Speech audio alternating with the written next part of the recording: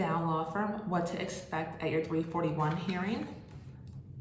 Hi, I'm Darcel Lobo. I own Dow Law Firm and I'm a bankruptcy attorney. And today we're going to talk about what to expect at your 341 hearing, also known as the meeting of creditors. Now, this hearing is going to be pretty identical for either Chapter 7 or Chapter 13 bankruptcy. So the purpose of this hearing is to verify the information that you filled out by usually asking you about 12 questions or so. The bankruptcy trustee is the one that's asking the questions. There's no judge there. And there's no questions about, well, why are you filing? Or why didn't you pay this debt? Or why didn't you pay this bill? That's not the purpose. The purpose is just to verify the information that you filled out by asking you some information about the bankruptcy filing.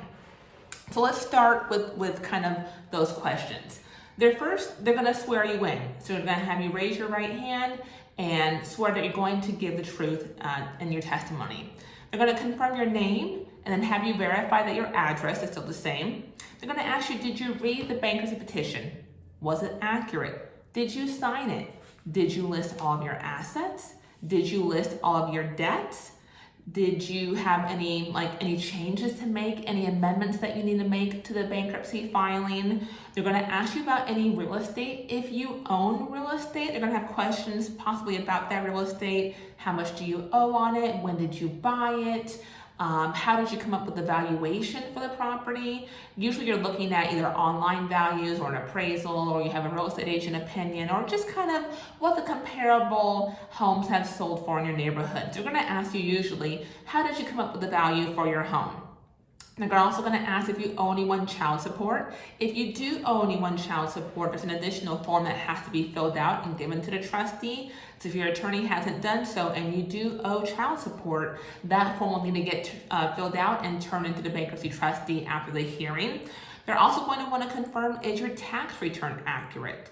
And if you're getting a tax refund, you'll want to make sure that that tax refund amount, even if you haven't received it yet, but you're expecting it, that it's been listed as an asset and it's been exempted. If you have a bankruptcy attorney and you may have a tax refund, make sure he or she knows about it and that it is listed and exempted. Now, those are kind of the standard questions. Each trustee is different and they may have a different variation on those questions, but those are the typical kind of questions to expect. Again, pretty easily, mostly yes and no. None of these questions are things that you don't know the answer to. You should know the answer to all of these questions that are being asked. Then there can be some circumstances where they're asking some additional questions. One of them being if you own a business. So if you own a business, if you're a sole proprietor or if you're an LLC, there may be questions about the business and the assets of the business and just confirming that you've listed an accurate value for that business because that business should have been listed as an asset in your schedules. And so there could be some questions about that business as well.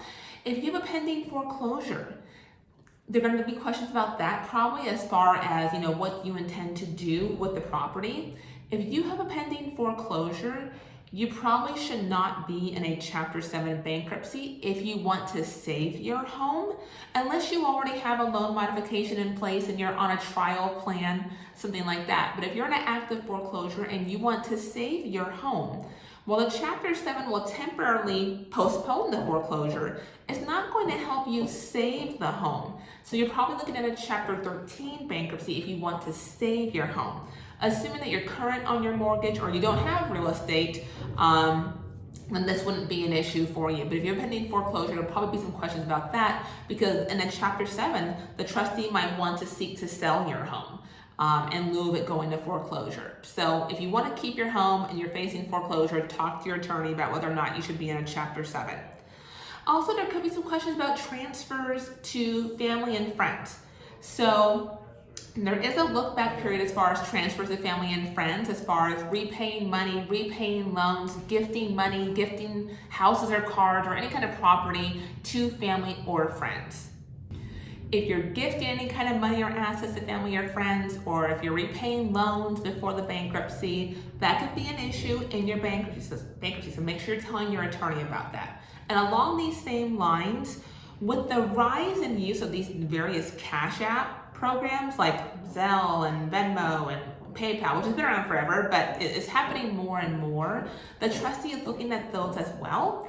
And so if you're repaying people before your bankruptcy, that could be an issue. Now, if you're just repaying someone $20 or $5 for that coffee, something like that, that's not a big deal. But if you're repaying hundreds or thousands of dollars to anyone shortly before your bankruptcy, that could be an issue. So you want to make sure you're talking to your attorney about that before you even file your case. That should be one of the questions that your attorney has asked you, is if you have repaid any family or friends before your bankruptcy, but just know that going into it, that could be an issue if you have done that. So that's kind of the short overview of the 341 hearing, again, also called the meeting of creditors.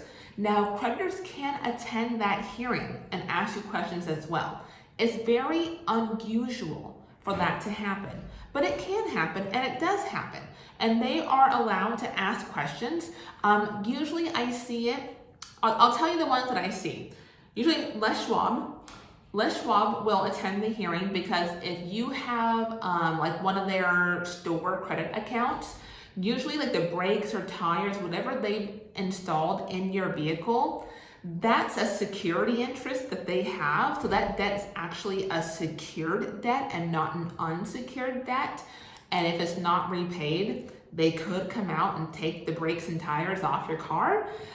So if you owe any money to Les Schwab, and you still have the vehicle and you want to keep the vehicle and whatever they installed on it, you might be looking at repaying that, because that actually is probably a secured debt. You'll want to talk to your attorney about that, but that's kind of a heads up there. Some smaller car lenders will show up. They want to know, are you going to keep the car? Are you going to keep paying for the car? Are you surrendering the car? Are you going to sign a reaffirmation agreement? Questions like that about the vehicle. So that happens, again, not very often, and usually when they do show up, it's like the smaller lenders that are just maybe not as familiar with bankruptcy, so they show up at the hearing just to figure out what's going on, because they don't know what's going on. Otherwise, I've seen an ex-spouse show up, a prior business partner who's maybe a little disgruntled, but for the most part, creditors don't show up at the hearing. No one's getting any money. There's no money to distribute in a Chapter 7 case, usually that's the case. And so it's pretty, I would say overall, uncommon for a creditor to show up, but it does happen. And if it happens, if I'm your attorney and helping you with your bankruptcy, I will deal with that creditor at the hearing on your behalf and follow up with them with any questions that they may have. If it's, a car lender, or if it's Les Schwab or whoever it may be, I'll deal with that for you. And so after that hearing, you're just waiting about 60 days for your discharge to come. In most cases where there's no assets, and again, usually there's no assets in a Chapter 7 to administer. So that's an overview of the hearing. Now, here in Washington State, and I think this is true for most jurisdictions, the trustee's office has stated that they're going to keep these hearings telephonic. They used to be in person pre-COVID, and so since COVID, they've gone telephonically, and the trustee, at least here, has said, we're going to keep them telephonic. We're not coming back to the courtroom for these hearings. So you can do these hearings from your home. You don't have to actually go somewhere for the hearing. And again, in these hearings, there's no judge, there's no questions of why did you file bankruptcy or why didn't you pay this bill or that bill. It's really just to ask you 10, 12 questions to verify that what you filled out was accurate.